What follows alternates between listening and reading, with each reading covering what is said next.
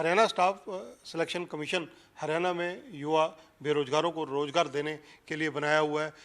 कितनी पारदर्शिता इन्होंने पिछले दिनों में बरती है, उस बात का अंदाज़ा इस बात से लगाया जा सकता है कि पिछले लगभग अगर देखा जाए 4-5 साल में हरियाणा कहीं ना कहीं नौकरी देने के मामले में ये चर्चा है कि बिना पर्ची और बिना खर्ची के नौकरी मिलती है। इसके अलावा हरियाणा अव्वल प्रांतों में 1 नंबर पर खड़ा नजर आता है। आखिर ऐसी स्थिति क्या है, क्या चुनौतियां रही इस सब कामों में?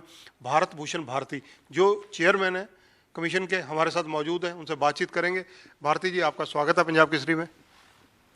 आपका बहुत बहुत धन्यवाद और आपका इस बात के लिए स्वागत भी है कि जो मिशन हमने 2015 में मार्च 25 को जब मुझे हरियाणा सरकार ने कर्मचारी चयन आयोग के अध्यक्ष के नाते मुझे जिम्मेवारी दी, हमारी टीम को जिम्मेवारी दी, तो उस समय हमने एक मिशन तय किया था कि हम हरियाणा प्रांत की जनता को मेरिट पर और पूरी पारदर्शिता के साथ नियुक्तियां देंगे।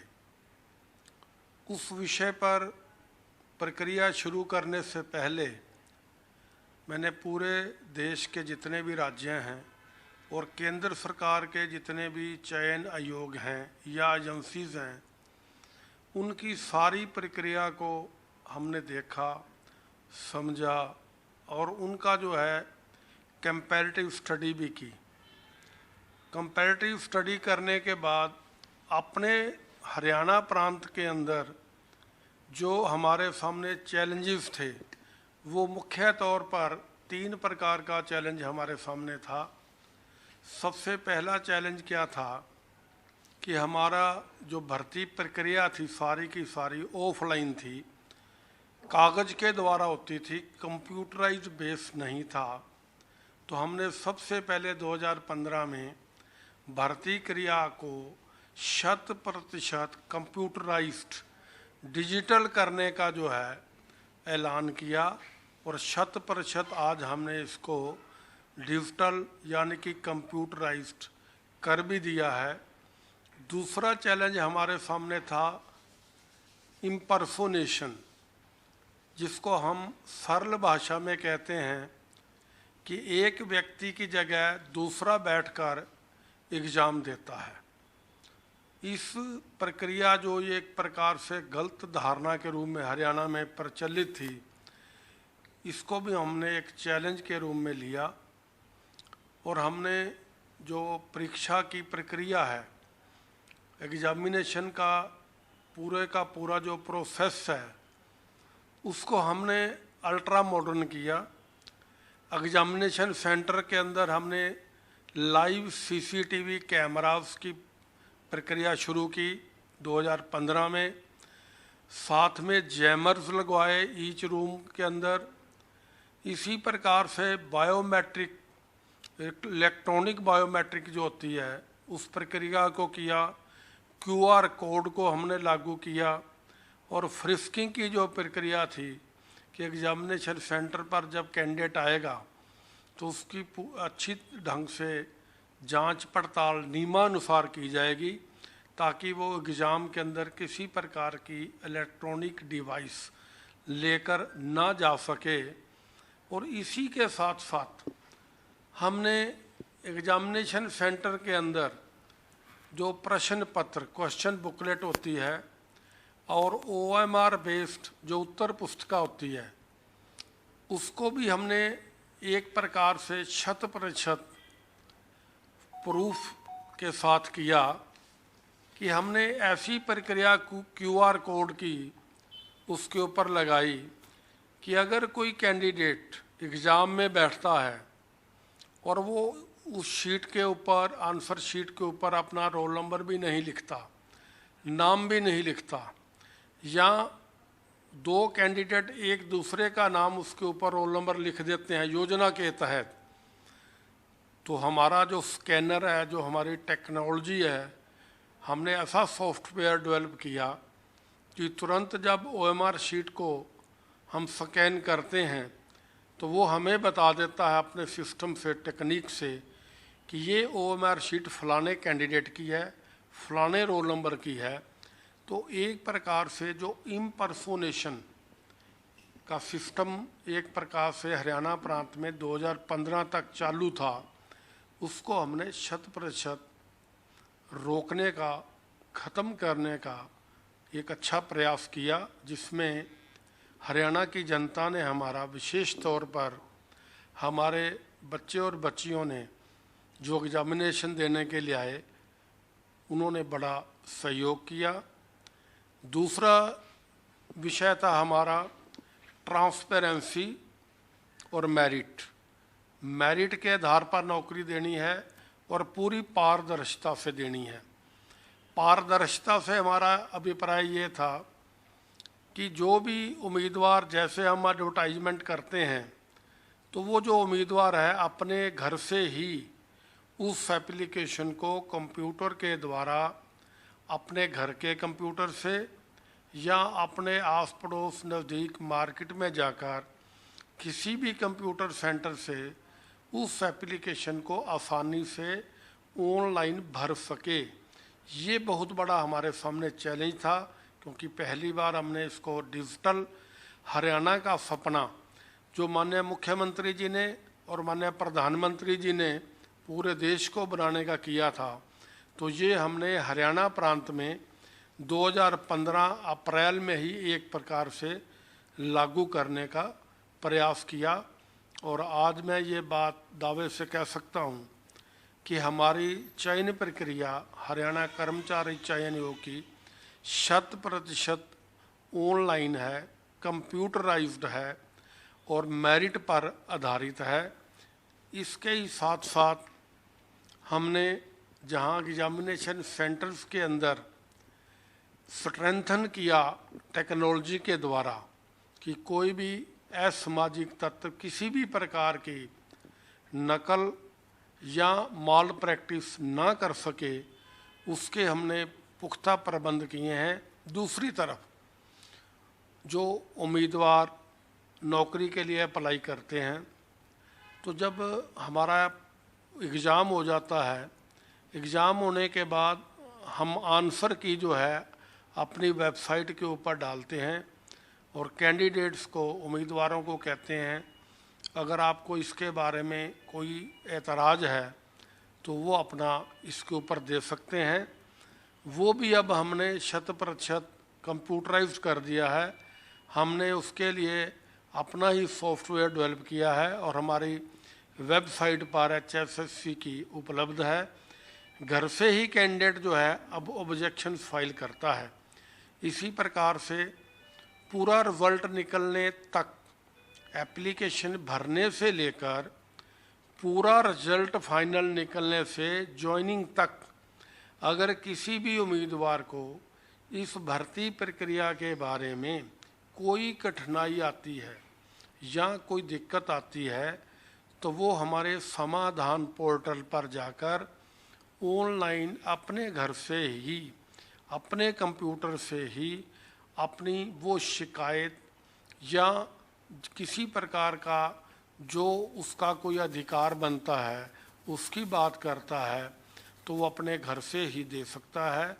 और ऐसे ही तकरीबन 40-50 एप्लीकेशन प्रत्येक दिन हमारे पास इस पोर्टल से आती रहती हैं और हम उनका समाधान 1 सप्ताह के भीतर ही करके और उसी समाधान पोर्टल पर कैंडिडेट को उसी कंप्यूटराइज सिस्टम से उसको जवाब भी देते हैं। भारती जी, अभी तक 2015 से लेकर अब तक कितने लोगों ने, कितने बच्चों ने एग्ज़ाम्स के लिए अप्लाई किया, नौकरी के लिए अप्लाई किया और कितनों को नौकरी मिली? अप्रैल 2015 से आज तक करीब 1,50,00,000 एप्लीकेशंस जो हैं ऑनलाइन हमारे पास आ चुकी हैं। और ये 1,50,00,000 जो एप्लीकेशन आई हैं, इसमें 70 लाख उम्मीदवारों ने इसके अंदर अप्लाई किया है, क्योंकि कई उम्मीदवारों ने एक से ज़्यादा कैटेगरी में भी मल्टीपल अप्लाई किया हुआ है।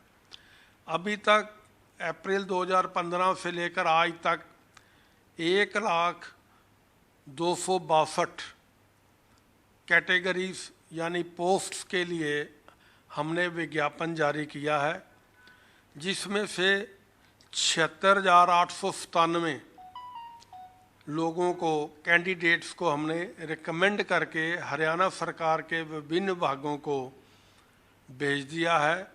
यानी 76,897 उम्मीदवारों को हमने रोजगार अभी तक पिछले 5.5 वर्षों में दे दिया है।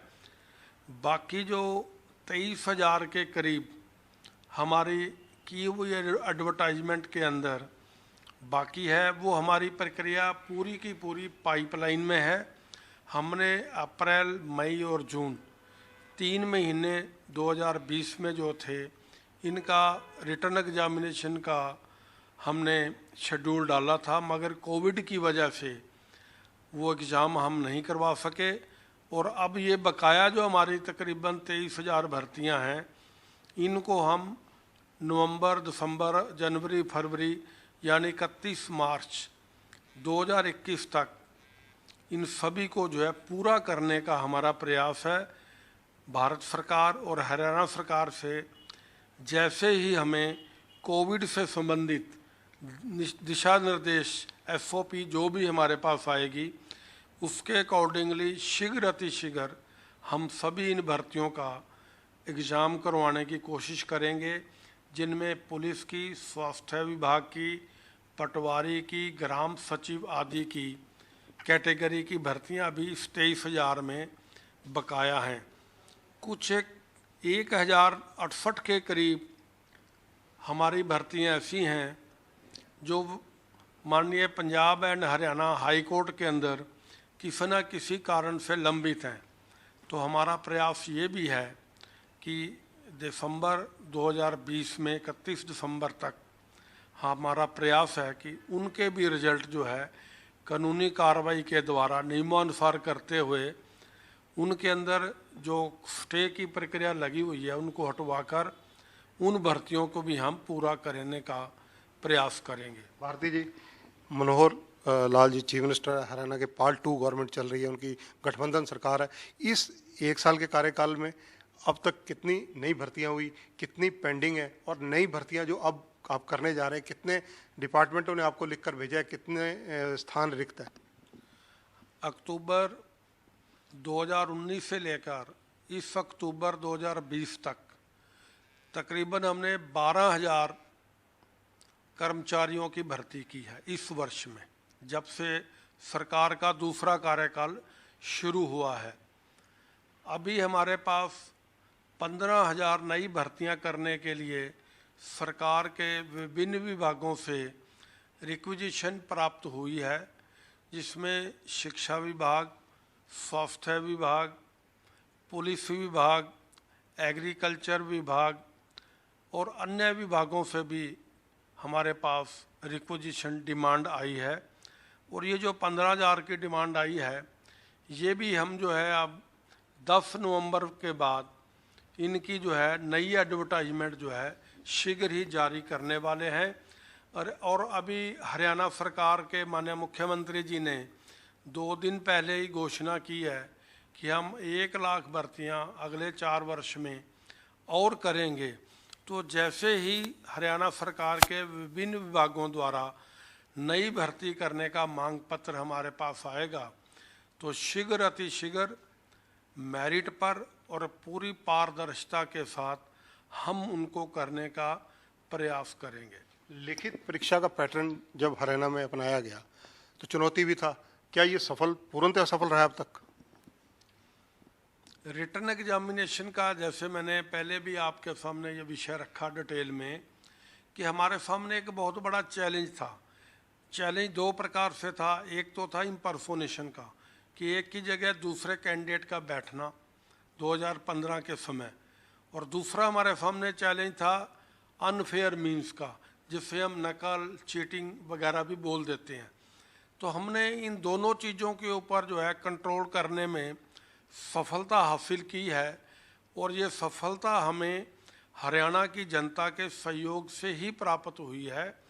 और हरियाणा सरकार के सभी विभाग जितने भी प्रशासनिक अधिकारी कर्मचारी हैं उन्होंने भी हमारा इस विषय में पूरा सहयोग किया है, जिसके कारण हमारी ये पूरी भर्ती प्रक्रिया एक प्रकार से 100% ट्रांसपेरेंट, पारदर्शिता और मेरिट के आधार पर अभी तक हमने की है और आगे भी इसी मापदंड के ऊपर चलते हुए आगे भी इसको जारी रखेंगे। भारती जी, कुछ स्टूडेंट की तरफ से एक आवाज़ निकल कर आ रही है कि जिनके माँ बाप सरकारी नौकरी में है, सोशियो इकोनॉमी के चक्कर में वो मेरिट में होने की वजह से, सारा कुछ होने की वजह से कहीं ना कहीं पिछड़ जाते हैं, उन्हें रोजगार नहीं मिल पाता। क्या इसमें कोई सुधार की गुंजाइश नहीं नज़र आती है आपको कि बच्चों के साथ पक्षपात, भेदभाव भी हो रहा हो? देखिए, जो चयन प्रक्रिया का क्राइटेरिया होता है, मापदंड होता है, वो हरियाणा सरकार के द्वारा तय किया जाता है। अभी हरियाणा सरकार ने जनहित में सोशो इकोनॉमी के मैक्सिमम 10 मार्क्स देने का क्राइटेरिया बनाया हुआ है, जिसके अंदर अगर कोई फादरलेस है, अगर कोई विडो है, अगर कोई गोमंत्रू जाति से है और अगर वो पहले से ही किसी सरकारी विभाग में कॉन्ट्रैक्ट पर लगा हुआ है तो उनको एक्सपीरियंस के 5 नंबर मिलते हैं। तो एक प्रकार से ये 20 में से ज़्यादा 10 नंबर मिलते हैं, जिसमें 5 नंबर उन लोगों को भी मिलते हैं जिनके परिवार में कोई भी सदस्य सरकारी नौकरी में नहीं है। तो ये जो प्रक्रिया उन्होंने, हरियाणा सरकार ने इंट्रोड्यूस की कि जिसके परिवार में आज तक एक भी सरकारी नौकरी में आदमी नहीं है तो उसको 5 मार्क्स का बेनिफिट दिया जाए, तो मैं तो ये समझता हूँ कि इससे हमारे प्रदेश के ऐसे हजारों और लाखों परिवारों को लाभ हुआ है और जिनके घर में नौकरी के नाम पर अभी तक अंधेरा ही था, उनके घर में भी एक प्रकार से रोजगार का दीपक जला है।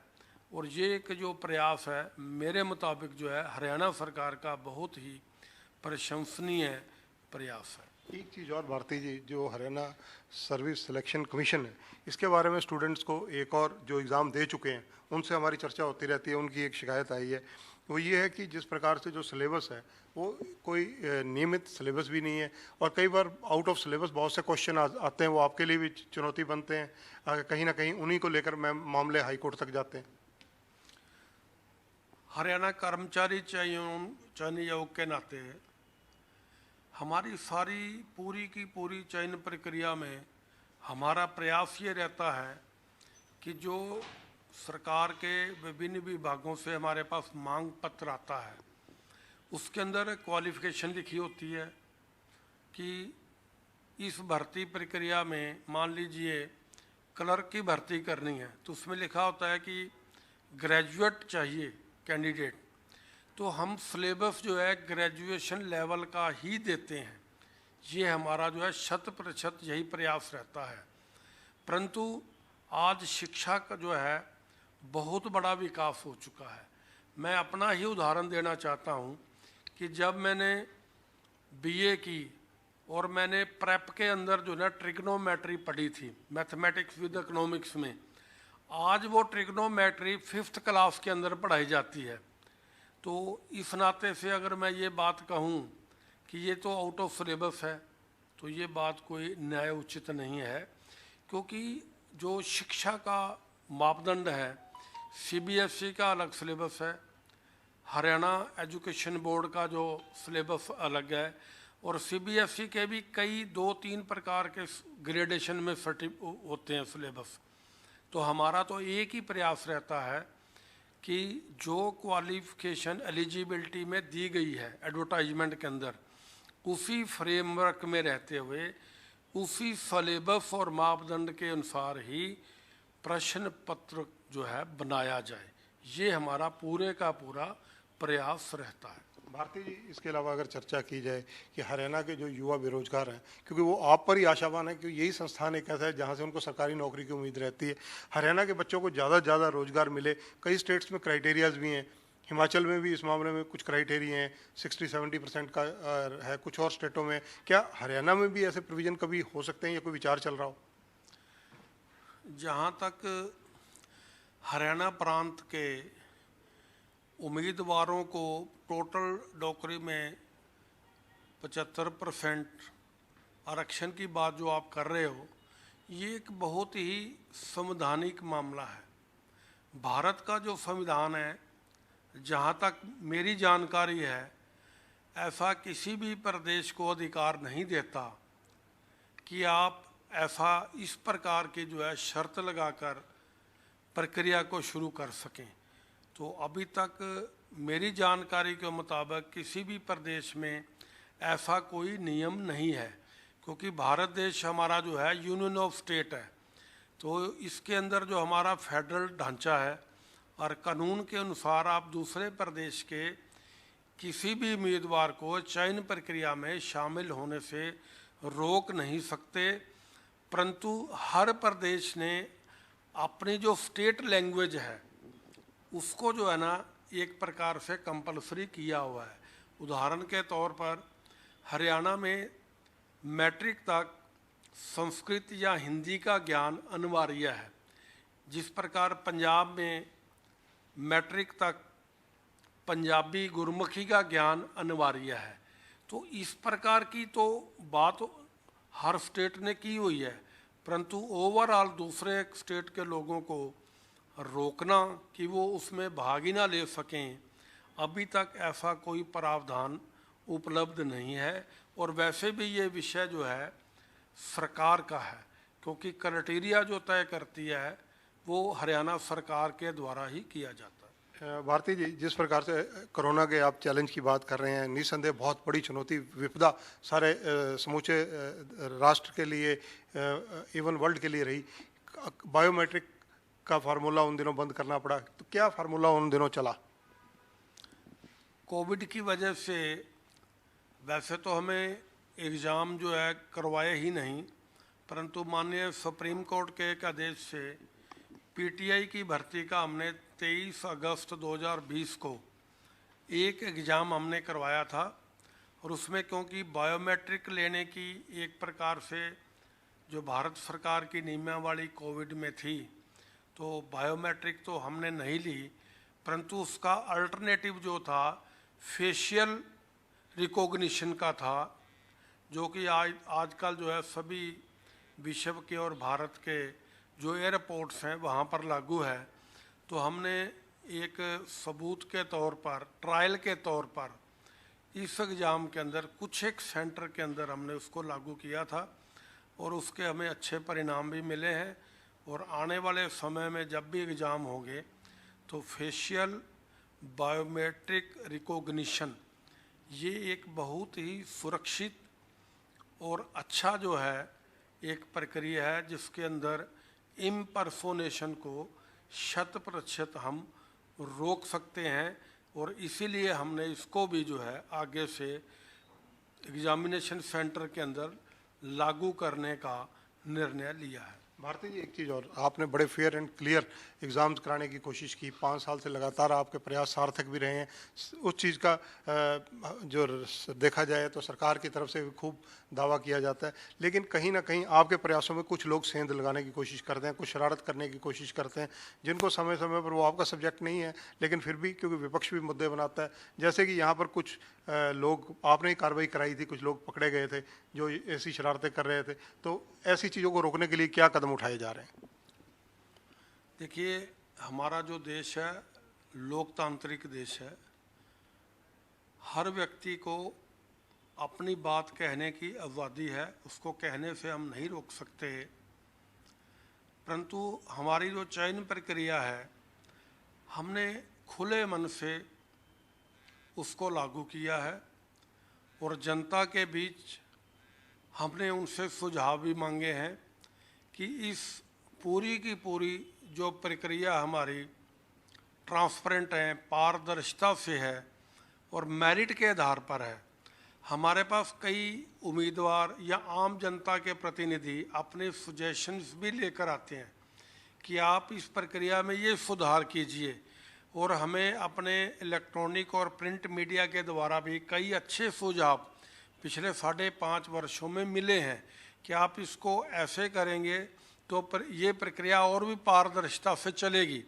तो हमने ऐसे सभी सुझावों को जो है अपनी प्रक्रिया में समाहित करने का प्रयास किया है, और आगे भी कोई भी सुझाव आएगा ट्रांसपेरेंसी और मेरिट के आधार पर हम नौकरियों में जो चयन की प्रक्रिया शुरू की हुई है उसको 100% पूरी दृढ़ता के साथ इसी प्रकार से आगे लागू रखेंगे। ये हमारा एक प्रकार से संकल्प भी है और दृढ़ निश्चय भी है। धन्यवाद भारती जी। तो ये हैं भारत भूषण भारती, जो हरियाणा कर्मचारी चयन आयोग के अध्यक्ष हैं। बहुत स्पष्ट शब्दों में और सरल शब्दों में बता रहे हैं कि जिस प्रकार से पारदर्शिता और नेक नीयत से और मेरिट पर नौकरियां दी जा रही हैं, भले ही दुनिया कुछ कहती रहे, लोगों को हक है कहने का, लेकिन ये क्रम लगातार निरंतर जारी रहेगा। और वो अपना संकल्प भी दोहराते हैं इसमें कि ये निरंतर जारी रहने वाला प्रयास रुकेगा नहीं, क्योंकि ये सार्थक प्रयास साबित होता जा रहा है। इसके अलावा नौकरियों में कोई भेदभाव, पक्षपात, इस तरह की बातों से वो स्पष्ट इनकार करते हैं। और उनका कहना है कि हरियाणा के बच्चों को रोजगार के लिए कोई फिलहाल ऐसे कायदे कानून नहीं है, और कायदे कानून किसी सरकार का अभिन्न अंग होता है, वो बना सकते हैं, सरकार इस पर कार्रवाई कर सकती है, उस पर जो कमीशन कुछ नहीं कर सकता। और कमीशन की वर्किंग के बारे में, एग्जामिनेशन के बारे में, कोरोना काल के बारे में विस्तार से इन्होंने चर्चा की। कैमरामैन सुनील के साथ चंद्रशेखर धरनी, पंजाब केसरी टीवी, चंडीगढ़।